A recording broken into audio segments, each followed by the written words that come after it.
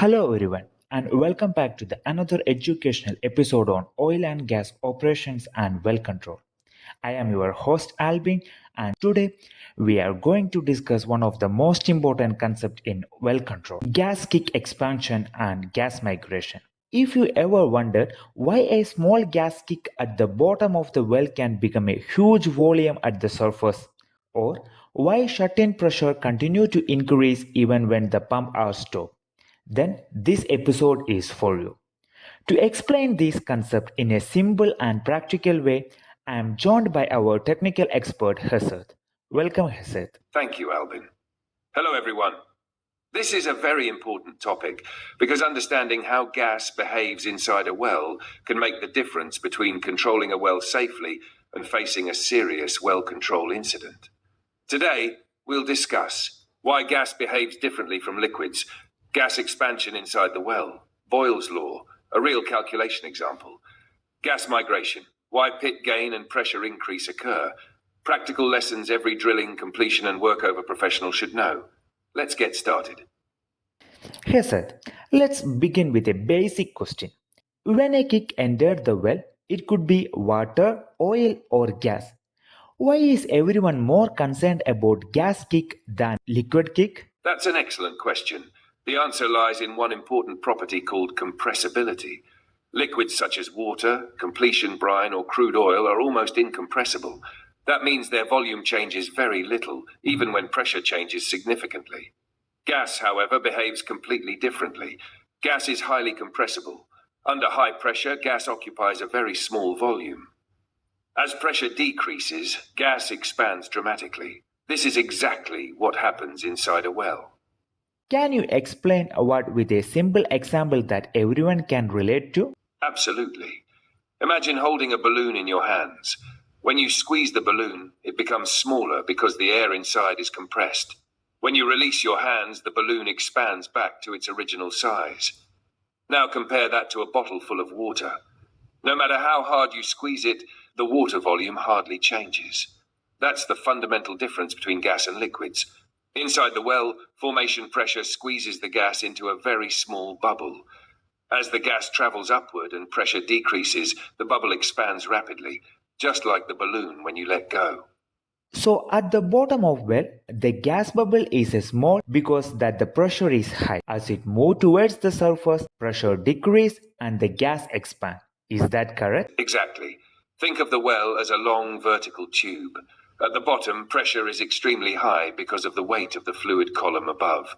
As the gas bubble moves upward, there is less fluid above it. That means the pressure acting on the gas becomes lower. When pressure decreases, the gas occupies more space. The higher it travels, the larger the gas bubble becomes. This continuous expansion is one of the biggest challenges in well control. How do engineers calculate this expansion? Is there a scientific formula? Yes. The relationship between pressure and gas volume was discovered by Robert Boyle in 1660. It is known as Boyle's law, and it states P equals V1 equals P2 times V2, where P1 equals initial gas pressure, V in equals initial gas volume, P2 equals final gas pressure, V2 equals final gas volume. The equation tells us that when temperature remains approximately constant, pressure and volume have an inverse relationship. As pressure decreases, volume increases. As pressure increases, volume decreases. Suppose a well takes a 2-barrel gas kick. The formation pressure is 2500 psi. Eventually, this gas is circulated through the choke and reaches atmospheric pressure. Atmospheric pressure is approximately 14.7 psi. Using Boyle's law, P1 equals P2 V2. Substituting the values, 2 to the 500 times 2, 14.7 V2. 5,000 equals 14.7 V2. V2 is 5,000 to 340 barrels. That's incredible. A gas bubble that only 2 barrels at the bottom become approximately 240 barrels at the surface? That's about 170 times larger?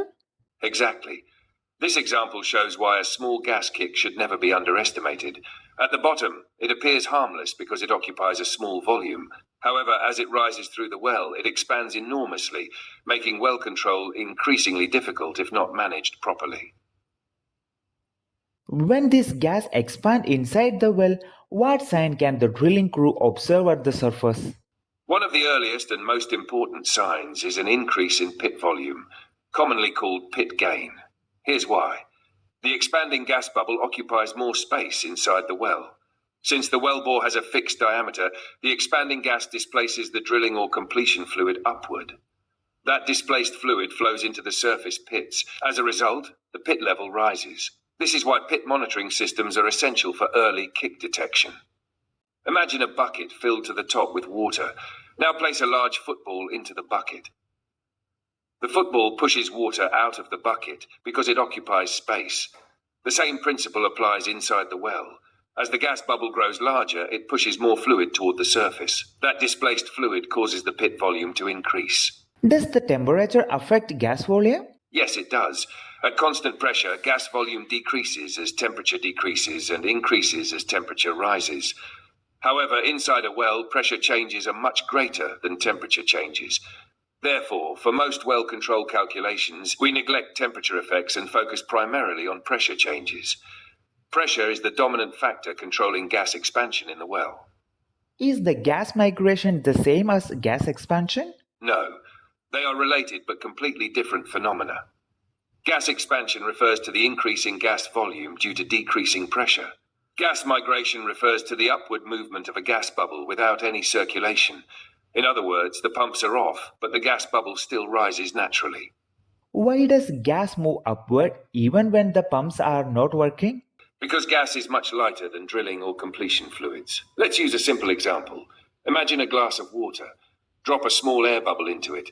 The bubble immediately rises to the surface. Nobody pushes it. No pump is needed. The bubble rises simply because air is much less dense than water. Exactly the same principle applies in a well. Gas naturally rises because its density is much lower than the surrounding fluid. How quickly can gas migrate inside a well? Field observations have shown migration rates ranging from approximately 1,000 to 4,000 feet per hour. The actual rate depends on factors such as well geometry, fluid properties, pressure conditions, and bubble size. This means that even after shutting in the well, the gas may continue moving upward. That is why continuous monitoring is essential. One question many engineers ask is this: if the well is shut in and nothing is moving, why do surface pressure continue increasing? That's an excellent observation. As the gas bubble migrates upward, it replaces part of the heavier fluid column. Since gas is much lighter than drilling fluid, the overall hydrostatic pressure decreases. However, the formation pressure has not changed. To maintain pressure balance, the loss in hydrostatic pressure appears as an increase in surface pressure. This is why casing pressure and tubing pressure often increase during gas migration, even when the pumps are off. Before we wrap up, what are the most important practical lessons that every drilling and workover professional should remember? Here are the key takeaways. Never underestimate a small gas kick. Gas expands dramatically as pressure decreases. Boyle's law helps engineers predict gas expansion. A 2-barrel gas kick can expand to approximately 340 barrels at atmospheric pressure. Expanding gas displaces well fluid, causing pit gain. Gas migration can occur even without circulation. Migration reduces hydrostatic pressure and increases surface pressures. Continuous pit monitoring and pressure monitoring are critical for maintaining well control. Early kick detection and proper well control procedures save lives, protect equipment, and prevent blowouts. Hezed, thank you for explaining this concept in such a clear and practical way. Today, we learned that understanding gas behavior is not just a theoretical exercise. It is essential for safe drilling, completion, and workover operation. To everyone watching, we hope this episode has helped you better understand the gas kick expansion, Boyle's law, and gas migration.